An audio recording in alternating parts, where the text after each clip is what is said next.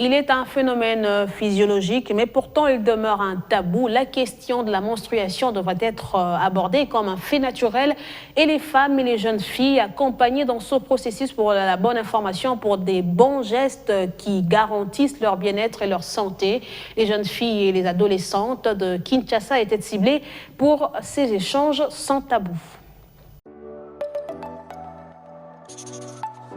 L'écoulement sanguin chez la femme et la jeune fille, un phénomène physiologique dès l'âge de la puberté qui doit être entouré des soins pour garantir la santé et leur bien-être. La Journée mondiale de l'hygiène menstruelle était le leitmotiv de la Fondation Marie-Claire, appuyée par iPass pour donner la bonne information aux jeunes et adolescentes. Peut-être ce sont des enfants qui font déjà de l'hygiène menstruelle mais qui le font mal. Alors nous apportons la bonne information pour aider les enfants à pratiquer une hygiène menstruelle adéquate. Généralement en milieu reculé, les femmes et jeunes filles sont obligées de recourir aux serviettes réutilisables. Le mauvais entretien de ces serviettes est une vraie cause de maladies, a martelé l'oratrice, d'où l'appel à l'hygiène stricte et surtout à l'utilisation de l'eau propre.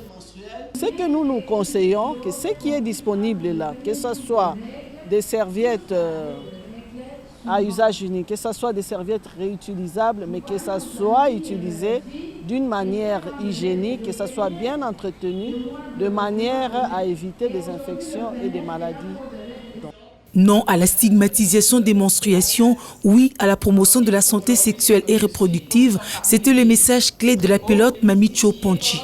Je suis pour la vulgarisation de Maputo, la jeune fille qui commence à avoir ses menstrues est stigmatisée dans le milieu, dans la famille, dans la société, que le sujet de la menstrue ne soit plus un tabou, quoi. Le message qui, en temps normal, passe la plupart du temps pour tabou, était bien capté par les jeunes filles. J'ai retenu que la femme doit vraiment prendre soin d'elle, parce que si elle ne le fait pas, personne ne le fera à sa place. Et aussi, nous a procuré beaucoup de conseils sur le sexe féminin, comment prendre soin pendant les règles, comment prendre soin pendant qu'on n'est pas dans la période des règles menstruelles et tout. Comment calculer ses règles pour ne pas tâcher devant les autres. Et ça m'a vraiment beaucoup touchée.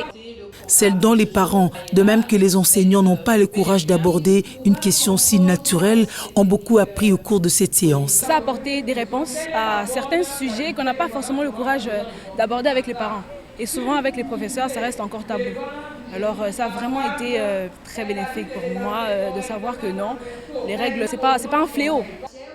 L'hygiène menstruelle est celle qui prévient et un geste qui sauve.